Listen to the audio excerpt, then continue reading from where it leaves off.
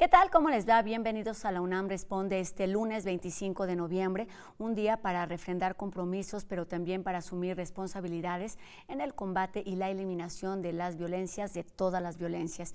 Y bueno, a propósito de esta fecha, el día de hoy nos acompaña aquí en la UNAM Responde la antropóloga Marta Lamas. Pero además tenemos más información relacionada con literatura y además pues tenemos la presencia semanal del doctor Carlos Rosales. Estaremos hablando sobre una manera más eco, que es una alternativa para actuar en equilibrio con el medio ambiente, así es que quédense con nosotros, no se vayan.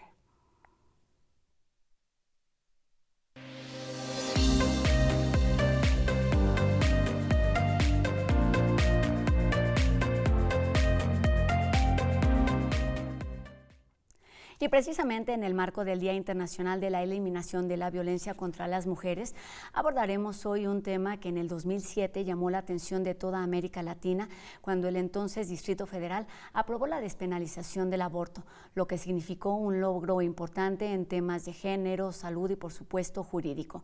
Y bueno, sobre los avances y posibles retrocesos que ha habido en torno a la interrupción legal del embarazo en nuestro país, el día de hoy saludamos a una de las activistas y académicas más enteradas y comprometidas con temas de equidad y de feminismo. Me refiero, por supuesto, a la antropóloga Marta Lamas, quien además es periodista y escritora. ¿Cómo estás, Marta? Bien, Rosa, mucho gusto de estar aquí contigo. Pues un gusto que estés aquí, es la primera vez que nos acompañas en la UNAM Responde, pero eres una cara muy conocida de las pantallas, del feminismo, del activismo, y hay mucho que conversar contigo. Y precisamente enmarcadas, digamos, en esta fecha, cuéntanos por qué el aborto se ha vuelto una bandera, un tema indispensable para toda la lucha feminista. Bueno, porque el aborto, la interrupción de un embarazo no deseado, implica la libertad y la autonomía de las mujeres. Es decir, si tú no elegiste quedar embarazada y quedas embarazada por violencia, por ignorancia, por descuido, por la razón que sea, y quieres interrumpir ese proceso porque no estás dispuesta a hacerte o no tienes posibilidades de hacerte cargo de una criatura, que haya una prohibición de algo, de un proceso que más va a ocurrir en tu propio cuerpo, pues es un atentado contra tu libertad y contra tu proyecto de vida y contra tu autonomía. Entonces, el tema del aborto es un tema que, ahora sí que históricamente, hasta desde la época de las sufragistas, se planteaba como parte de una agenda por la libertad de las mujeres. Y en este tema y con todas estas perspectivas y todo lo que ello implica, hablaba del 2017, que fue una fecha importante. Tú tienes muchos más años hablando y abonando en este tema, hablas de las sufragistas, pero cuéntanos, Marta, ¿qué ha cambiado desde ese lejano 2007 que se dio un hecho importante, inédito, no solo en la ciudad, sino en el país y en todo el continente? Mira, del 2007 ahora van a ser casi 18 años, y hubo realmente un giro en la forma en que los gobiernos empezaron a tomar en serio el tema del aborto. El 2007 generó una reacción de los grupos conservadores, en ese momento el PAN y el PRI, que se dedicaron a modificar las constituciones estatales para proteger la vida desde el momento de la concepción, como si esa protección implicara que ya no iba a poder avanzar el proyecto de despenalizar el aborto. En el cambio de gobierno, en el 2018, se empieza a trabajar con varias de las entidades federativas que ya tenían congresos con una mayoría, digamos, de Morena, y en el 2019 Oaxaca va a ser el primer estado, 12 años después de la Ciudad de México, ¿no?, en que se legaliza el aborto. Y de entonces para acá ya tenemos 16 entidades federativas, o sea, la mitad del país, que ya ha, digamos, legalizado la interrupción legal del embarazo, valga la redundancia. Pero no solo eso, hay un avance notable en el campo de la salud. En el campo de la salud, los médicos que han empezado a ver, digamos, los cambios jurídicos, hubo un cambio jurídico muy importante que se hizo en el 2021. La Suprema Corte de Justicia hizo 3 resoluciones que hablaban de que primero no se puede criminalizar a ninguna mujer que haya abortado, que es anticonstitucional.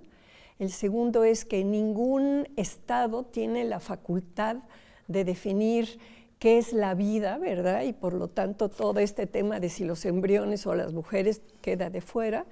Y el tercer punto fue reconocer el derecho del personal sanitario, de médicas y médicos que no quieran interrumpir un embarazo por sus creencias, tener el derecho a libertad de objeción de conciencia. Pero eso no quita que los hospitales tengan que tener a alguien capacitado que sí haga los abortos. Estas 3 resoluciones de la Suprema Corte impulsaron a la Secretaría de Salud, al IMSS, al ISSSTE, ¿no? En fin, todas las instancias de salud del gobierno, a hacer unos lineamientos. Yo traje aquí, no sé si se llega a ver en la cámara. El acordeón. Cuéntanos en qué consiste y cuáles son los lineamientos, digamos, técnicos para la atención del aborto seguro en México. Lo que están planteando es la necesidad de que ya hoy en México cualquier procedimiento de aborto es extremadamente seguro. Una parte altísima, más del 80%, se hace con medicinas, con lo que se llama el aborto con medicamento, y luego está el tema de la aspiración. Ya esas épocas en donde metían unos fierros horribles y parece invasivo, que se ha acabado. Entonces es darle, por un lado, seguridad al personal médico en todo el país de que hay formas modernas y seguras de atención al aborto, aún en los estados en donde el aborto todavía no es legal, más que en todos los estados es legal cuando es producto de una violación. Esa es una causal. Pero los 16 estados que no tienen la ILE, que es la interrupción legal del embarazo, que no te piden ninguna justificación antes de las 12 semanas, las causales vienen después de las 12 semanas, en esos estados hay mujeres violadas que luego quieren un aborto y el personal de salud tiene que saber que puede hacer ese aborto de una manera segura para la mujer, ¿no? Y legal también para ellos, para su propia para seguridad. El personal médico. Justo te iba a preguntar en estos términos en los que a veces nos perdemos. Legalizar, criminalizar, prohibir, ¿cómo se llevan a la práctica todos estos conceptos? ¿Cómo permear en términos en términos médicos, pero en términos sociales, para que estemos hablando un mismo lenguaje y justamente se aplique, digamos, en cada caso de forma correcta, Marta? Mira, México tuvo desde finales del siglo XIX un avance en la concepción de cómo se debería de castigar o no un aborto en una mujer. Y lo que quedó establecido, digamos, ya a principios del siglo XX, en el 1931, fue que había 3 razones, 3 causas, por eso eran las causales de aborto legal, por lo cual no se podía castigar a una mujer que hubiera abortado. Una era si estaba en peligro su vida, la otra era si había sido producto de una violación, y la otra era cuando había malformaciones del producto. Entonces teníamos un sistema de causales, ¿no? Que además chistosamente había estados de la República que tenían otro tipo de causales, ¿no? No, me equivoqué, en 31 no existía la de malformaciones del producto, era la del honor de la mujer. Si la mujer había ocultado el embarazo y por eso se había ido a hacer un aborto, por su honor y por su reputación, tenía, digamos, la posibilidad de ser perdonada.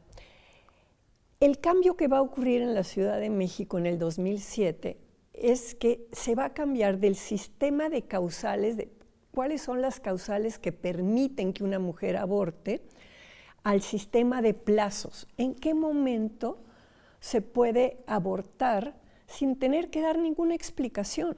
Entonces, en la Ciudad de México se fijaron las 12 semanas, que es digamos, un periodo excesivamente bajo comparado con lo que se permite en otras partes del mundo, que llega a 18 o 20 semanas, ¿no? La interrupción. Pero bueno, eso fue lo que entonces se habla de ILE, interrupción legal del embarazo. Si tú antes de las 12 semanas te quedas embarazada, sin dar ninguna explicación, llegas y pides tu ILE y es un derecho gratuito en las clínicas públicas. Esto ya está establecido y está ahí legalmente desde el aprobado. 2007. Oye, Marta, pero cuéntanos, recientemente hubo ahí una pausa que es importante platicarle a quienes no estamos muy familiarizados con los temas en cuanto a qué consiste y qué implica, digamos, este receso. ¿Es una pérdida de derechos? ¿De qué estamos hablando? A ver, el hecho es que de todas maneras el aborto sigue adentro del Código Penal, incluso en la Ciudad de México, que ya tiene el sistema de causales y para después de las 12 semanas. O sea, si tú después de las 12 semanas te ocurre una enfermedad y está en peligro tu vida, pues tienes derecho a abortar, aunque tengas 20 semanas, o si hay un estudio sobre malformaciones del producto, etc. Entonces hay toda una discusión a nivel internacional que la Organización Mundial de la Salud planteó que hay que cambiar el paradigma con respecto al aborto, que ya no tiene que estar en los códigos penales, que tiene que haber una regulación sanitaria, que tiene que haber campañas de prevención. ¿Por qué las mujeres se quedan embarazadas sin haberlo decidido? Bueno, ¿cuáles son las causas? Violencia, ignorancia, descuido. Bueno, hay que atender las causas, ¿no? Claro. Entonces, a partir de esta propuesta de la Organización Mundial de la Salud, en la Ciudad de México se planteó sacar el tema del aborto del Código Penal, porque sigue en el Código Penal, y puesto que ya lo tenemos, digamos, legalizado bastante ampliamente, y dado que ya tenemos lineamientos de atención, ¿para qué tenerlo? Claro. Entonces, la comisión encargada de esto iba a llevar la propuesta al Pleno, y los grupos conservadores, que siguen vivitos y coleando en nuestro país, pues se escandalizaron porque era algo así como ya no va a haber límites de nada y se va a permitir que todas las mujeres cuando quieran aborten, etcétera, etcétera, y frenó la discusión en el Pleno. Okay. Esa discusión se va a dar, de hecho ya se había dado en comisiones con representantes de partidos de oposición que no están de acuerdo, ¿no? Pero es un tema, Rosa, que no se puede tener un consenso sobre el tema del aborto. Claro. Hablábamos antes de la entrevista que tiene que ver un poco con la escucha, con entender los argumentos y las concepciones de los otros.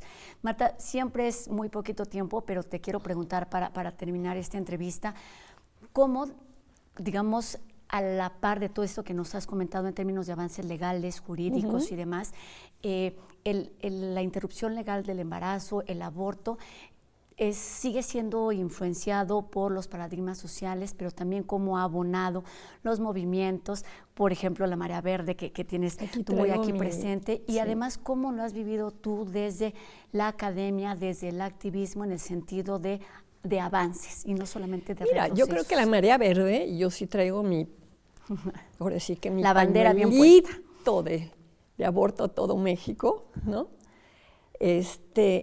La Marea Verde es la que ha impulsado en muchos de los estados los cambios legislativos. Las chicas jóvenes feministas que salen con sus pañuelos verdes, desde el 2018, la Marea Verde, que empezó en Argentina y que logró el aborto en Argentina, el aborto para toda la República Argentina y con un límite mayor que el que teníamos en la Ciudad de México, ¿no?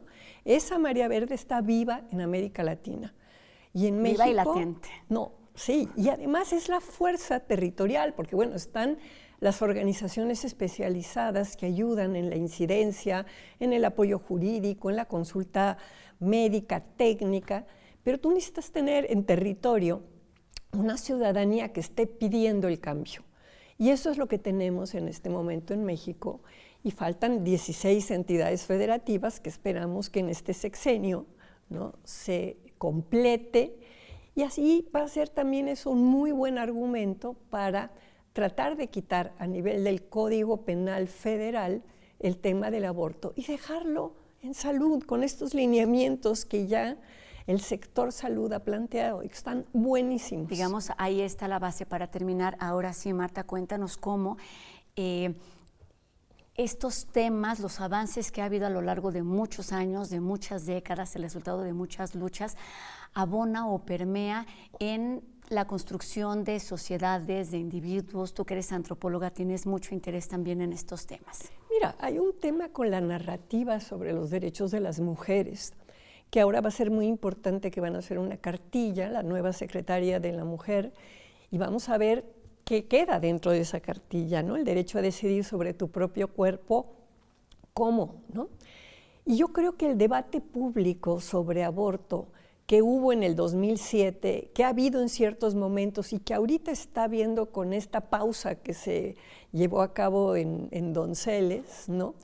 Lo que hace ver es que, bueno, hay una pluralidad de posiciones que es difícil en una democracia de repente conseguir que todos piensen igual y que de repente sí hay decisiones que se tienen que tomar por mayoría. Entonces, yo creo que el vínculo aborto-democracia, bueno, lo acabamos de ver en Estados Unidos, que en el 2020 también decidió que no era un asunto que tuviera que resolver la Constitución, lo mandó a los estados, y en estas elecciones donde gana Trump, también 5 estados en Estados Unidos logran meter adentro de sus constituciones el tema del aborto.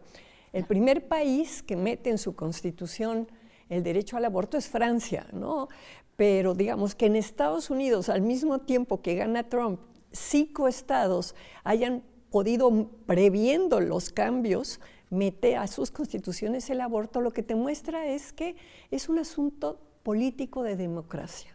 Y lo que tenemos que decir para terminar es que se pueden tener opiniones y puntos de vista diferentes, lo importante es dialogar, escuchar y precisamente reconocer estas autonomías, estas libertades, temas por los que tú has luchado a lo largo de muchísimas décadas. Marta Lamas, un gusto tenerte aquí en la UNAM Responde, en la universidad y por supuesto aquí en TV UNAM. Que no sea la última vez, Marta. Te esperamos pronto. Rosa.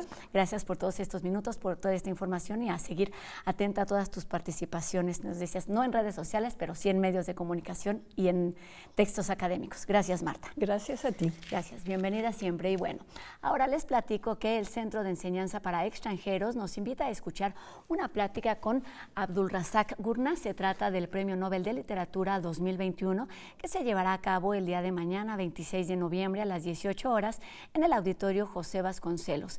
El autor de La vida después profundizará en temas como el exilio, la migración y la identidad, tocando por supuesto experiencias que resuenan con estudiantes de distintas nacionalidades que están ahí presentes en esta institución universitaria.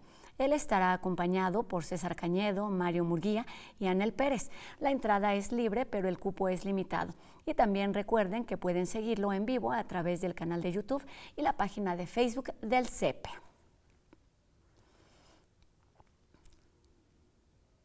A partir de este lunes, el doctor Carlos Rosales del Instituto de Investigaciones Biomédicas nos explicará los detalles de una novedosa terapia que comienza a utilizarse para combatir el cáncer.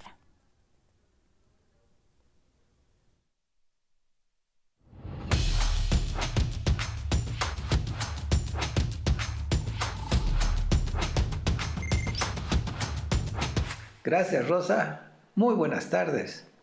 Nuestro público nos ha preguntado ¿qué es la terapia CART contra el cáncer? Esta es una pregunta muy interesante y este es un tipo de terapia novedosa que se ha venido utilizando y que implica el utilizar el propio sistema inmunológico para combatir el cáncer. Para poder explicar esto con cuidado vamos a requerir más de una cápsula y así poder entender cómo funciona esta terapia. Empezaremos con describir las células del sistema inmunológico que están involucradas. En el sistema inmunológico existen los linfocitos que están en la sangre. Los linfocitos son uno de los 5 tipos de glóbulos blancos que tenemos. Los linfocitos se presentan en 2 tipos. Los linfocitos T o células T, que son capaces de reconocer agentes extraños, los cuales llamamos antígenos, a través de moléculas especiales en su membrana, las cuales llamamos el receptor de antígeno del linfocito T.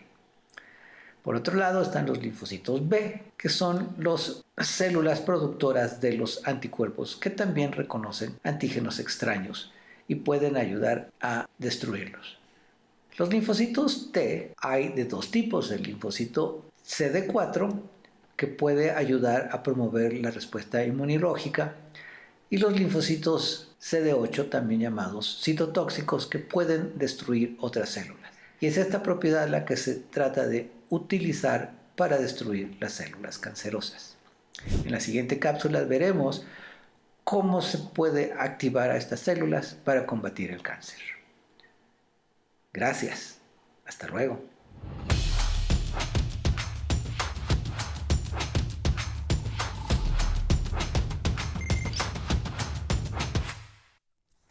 Como les platicaba al inicio del programa, hoy comenzamos una serie de cápsulas que nos dan alternativas para que nuestras acciones tengan un impacto menos agresivo con el planeta. Una manera más eco es una cápsula que nos habla hoy, por ejemplo, sobre la importancia de no generar más residuos a propósito de la temporada navideña que está por comenzar.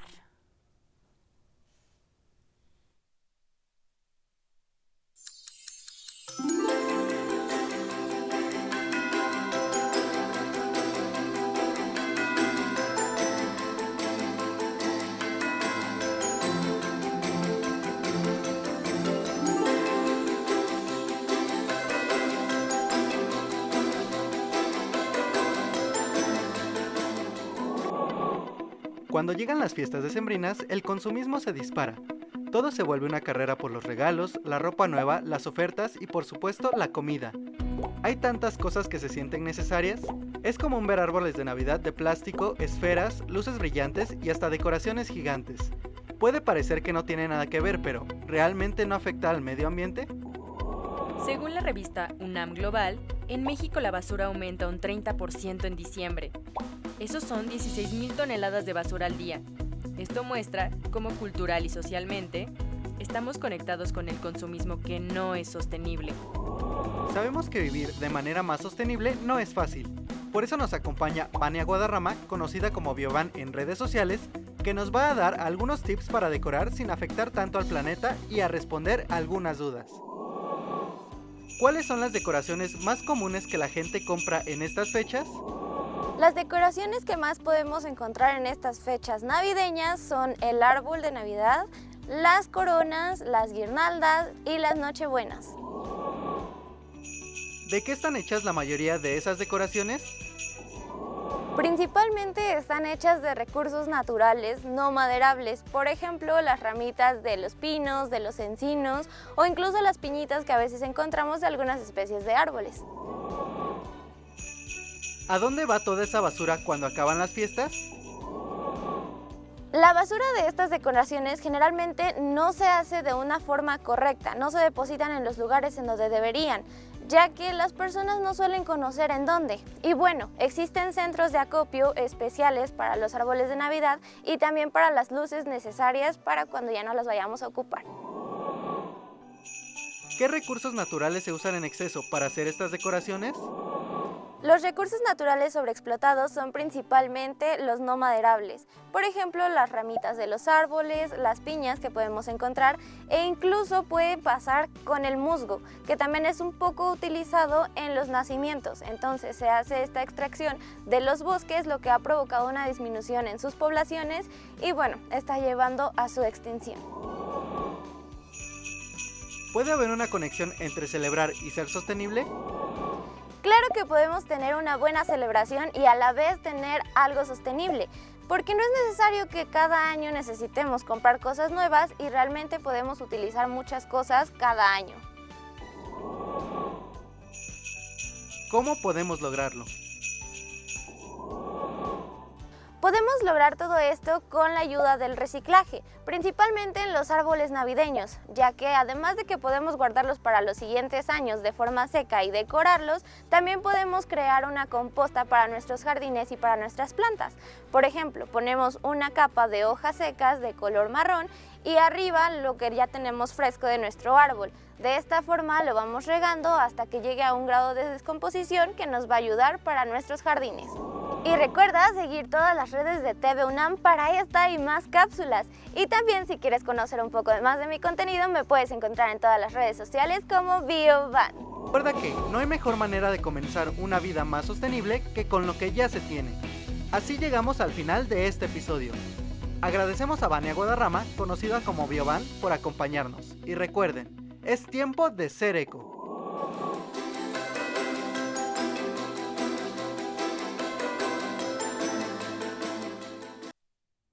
Ahí están algunas alternativas para actuar de manera informada. Y con esto terminamos nuestro programa de hoy. Agradecemos a Fernanda Ramírez su apoyo en la interpretación de lengua de señas mexicana y a todos ustedes les recordamos que podemos estar en contacto a través de nuestras redes sociales. Háganos llegar sus dudas y sus comentarios. Gracias, por supuesto, a todas y cada una de las personas que hacen posible esta transmisión día con día. Recuerden que tenemos una cita aquí mañana, 2:30 de la tarde en TV UNAM. Adiós. Porque respetas mi forma de ser y de querer. Porque soy libre de decir lo que pienso. Porque me apasiona tu oferta cultural. Porque soy lo que soy, gracias a todo lo que me enseñaste. Porque aprendo en tus más de 140 bibliotecas. Porque mi potencial no tiene límites ni barreras. UNAM. UNAM. UNAM. UNAM. ¿Cómo no te voy a querer? ¿Cómo no te voy a querer? ¿Cómo no te voy a querer? ¿Cómo no te voy a querer?